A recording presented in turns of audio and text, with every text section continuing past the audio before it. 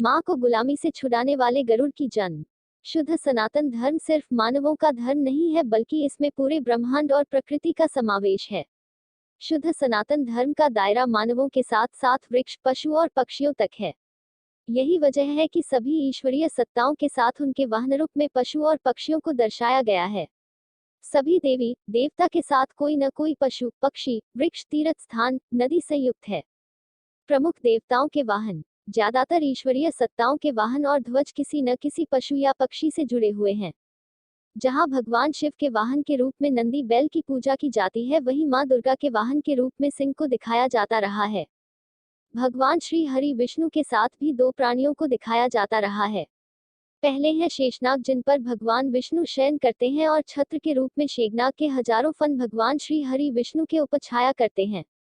दूसरे पक्षीराज गरुड़ हैं, जो भगवान श्री हरि विष्णु के वाहन है और उनकी ध्वजा पर गरुड़ का चिन्ह ही अंकित रहता है। यह एक संयोग ही है कि शेषनाग और गरुड़ दोनों के पिता एक ही हैं और दोनों एक दूसरे के सौतेले भाई हैं। महाकाव्य, महाभारत और कई अन्य पौराणिक कथाओं में भगवान श्री हरि विष्णु के वाहन गरुड़ जी की अद्भुत कथा का वर्णन है। कथाओं के अनुसार महर्षि कश्यप की दो पत्नियां विंता और कद्रू थी। ये दोनों ही सगी बहनें थीं और दक्ष प्रजापति की पुत्रियां भी थीं। एक बार दोनों ही पत्नियों ने ऋषि कश्यप से संतान प्राप्ति का वरदान मांगा। महर्षि ने दोनों को विकल्प दिया। पहला विकल्प था 1000 संतानों का और दूसरा विकल्प था 2 सबसे शक्तिशाली और महान पुत्रों के वरदान का। कद्रू ने अपने पति कश्यप से 1000 नागपुत्रों का वरदान मांग लिया। विंता को 2 शक्तिशाली पुत्रों का वरदान मिला। जल्द ही कद्रू के गर्भ से 1000 नागपुत्रों का जन्म हुआ, जिनमें शेषनाग, नागराज, वासुकी, ऐरावत, तक्षक, करकोटक आदि का जन्म हुआ। इनमें शेषनाग जी सबसे महान और सात्विक स्वभाव के थे। उन्होंने ब्रह्मा से वरदान प्राप्त कर विष्णु जी की भक्ति प्राप्त की और विष्णु जी के कहने पर उनके शयन के लिए पलंग का कार्य करने लगे। भगवान सूर्य के सारथी अरुण का जन्म। इधर विंता ने 2 अंडों को पैदा किया, लेकिन 500 वर्षों तक इन दोनों ही अंडों से कोई भी जीव नहीं निकला। अपनी सौत कद्रू के द्वारा लगातार व्यंग्य बाणों से आहत होकर विंता ने एक अंडे को अपने हाथ से फोड़ दिया। इस अंडे से एक आधे अधूरे प्राणी ने जन्म लिया। इस प्राणी के अंग पूरी तरह से विकसित नहीं हो पाए थे। उसने निकलते ही क्रोध में अपनी माता को शाप दे दिया और कहा कि तुमने मुझे वक्त से पहले ही अंडे से निकाल दिया, क्योंकि तुम्हें अपनी सौत कद्रू से जलन हो रही थी। अब तुम अगले 500 वर्षों तक अपनी सौत की दासी बनकर रहोगी। बाद में उस प्राणी ने अपनी माँ विंता को कहा कि अगले अंडे को फोड़ना मत। उससे जो बलशाली पुत्र निकलेगा वही तुम्हें इस गुलामी से मुक्ति दिलाएगा। वह प्राणी इसके बाद अंतरिक्ष में चला गया और सूर्य भगवान के सारथी अरुण के नाम से विख्यात हुआ। प्रातकाल में जो सूर्य उदय से पहले लालिमा दिखती है, वही अरुण है। विंता का सौत कद्रू की दासी बनना। विंता ने अपने दूसरे अंडे को संभाल कर रखा और वक्त आने पर उससे एक महान बलशाली पक्षी का जन्म हुआ, जिसका नाम गरुड़ पड़ा। लेकिन उससे पहले ही विंता एक शर्त की वजह से अपनी सौत की दासी बन गई। महाभारत की कथा के अनुसार जब समुद्र मंथन से उच्छश्रवा अश्व बाहर निकला तो उसके वैभव की कथा सुनकर दोनों सौतें उसे देखने के लिए गईं। विंता ने कद्रू को कहा कि यह अश्व तो पूरी तरह से सफेद रंग का है। तो कद्रू ने कहा कि नहीं, इसकी पूंछ का रंग तो काला है। चलो दोनों ही शर्त लगाते हैं कि अगर पास से देखने पर अश्व के पूंछ का रंग जिसके कहे मुताबिक होगा, दूसरे को उसका दासत्व स्वीकार करना होगा। माँ कद्रू का पुत्र नागों को शाप। कद्रू ने अपने नागपुत्रों को बुलाया और कहा कि कल जब हम उच्छश्रवा अश्व को नजदीक से देखने जाएंगे, तब तुम लोग अश्व की पूंछ पर खुद को लपेट लेना, ताकि उसकी पूंछ का रंग काला हो जाए। कुछ नागों ने यह असत्य कार्य करने से इनकार कर दिया। इस पर कद्रू ने अपने उन नागपुत्रों को शाप दे दिया कि जन्मेजय के यज्ञ में उनका संहार हो जाएगा।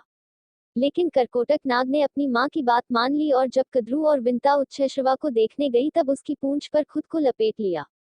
कद्रू ने विंता को दिखा दिया कि अश्व की पूंछ काली है। विंता को कद्रू की दासी बनने को मजबूर होना पड़ा। भगवान गरुड़ का जन्म। इधर दासी विंता अपने इस दूसरे अंडे से जीव के बाहर निकलने का इंतजार करने लगी। समय आने पर इससे एक महान और इंद्र के समान शक्तिशाली पक्षी का जन्म हुआ, जो गरुड़ के नाम से विख्यात हुआ। लेकिन प्रश्न उठता है कि आखिर कश्यप ऋषि तो इंसान थे और उनकी पत्नी विंता भी नारी थी, तो फिर उनसे एक पक्षी का जन्म कैसे हुआ? इंद्र से भी बढ़कर है गरुड़। महाभारत की कथा के अनुसार एक बार ऋषि कश्यप एक यज्ञ कर रहे थे, जिसमें यज्ञ की लकड़ी अर्थात समिधा लाने का कार्य इंद्र और बालखिल्य ऋषियों को सौंपा गया था।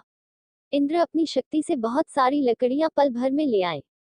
लेकिन बालखिल्य ऋषि कद और शारीरिक शक्ति में कमजोर थे, इसलिए थोड़ी ही लकड़ियों को लाने में उन्हें वक्त लग गया। इंद्र ने बालखिल्य ऋषियों का मजाक उड़ाया। तब बालखिल्य ऋषियों ने यज्ञ के द्वारा यह कामना की कि इंद्र से भी शक्तिशाली किसी और इंद्र की उत्पत्ति हो। इसके बाद इंद्र को अपनी गलती का एहसास हुआ तो उन्होंने बालखिल्यों से क्षमा मांगी और ऋषि कश्यप से अपने इंद्र बने रहने का उपाय पूछा। तब कश्यप ने कहा कि मेरी पत्नी वनिता के गर्भ से इंद्र जैसा ही पुत्र पैदा होगा, लेकिन वो देवता नहीं बल्कि पक्षियों का इंद्र होगा। इस प्रकार विंता के अंडे से पक्षीराज गरुड़ का जन्म हुआ। गरुड़ का मां को दासत्व से मुक्त कराना। गरुड़ ने जन्म के साथ ही अपनी मां विंता को अपनी सौतेली मां कद्रू की दासी के रूप में देखा। इसका उपाय उन्होंने अपने सौतेले नाग भाइयों से पूछा तो नागों ने कहा कि अगर वो अमृत कलश लेकर आ सके तो विंता दासी होने से मुक्त हो जाएगी। गरुड़ अपनी मां को दासत्व से मुक्त कराने के लिए अमृत लाने के लिए निकल पड़े।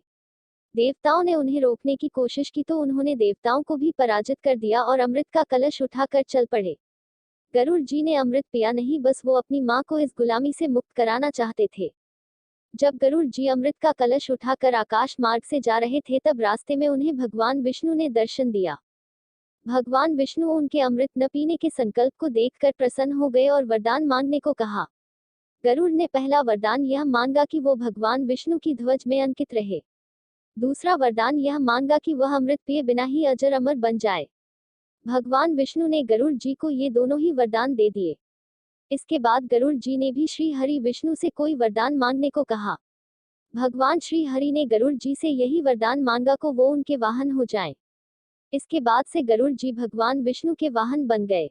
इंद्र ने गरुड़ जी को अमृत का अपहरण करते देख उन पर वज्र चला दिया, लेकिन गरुड़ जी पर वज्र का कोई असर ही नहीं हुआ। इंद्र समझ गए कि ये कोई बहुत बलशाली ईश्वरीय सत्ता है। ऐसे में इंद्र ने गरुड़ जी से मित्रता कर ली।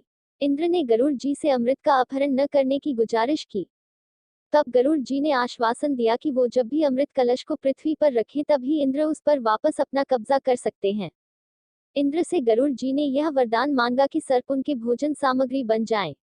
इसके बाद गरुड़ जी अमृत कलश लेकर आते हैं और नागों से कहते हैं कि तुम लोग अमृत पीने के लिए स्नान करके आ जाओ।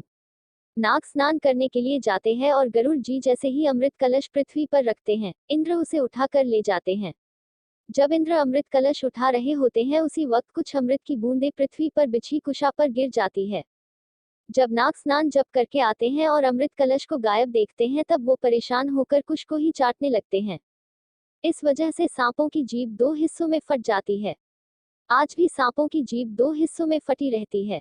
इस प्रकार महान गरुड़ जी अमृत लाने का अपना वचन भी पूरा करते हैं और अपनी मां विंता को कद्रू के 500 वर्षों की गुलामी से मुक्त भी कराते हैं।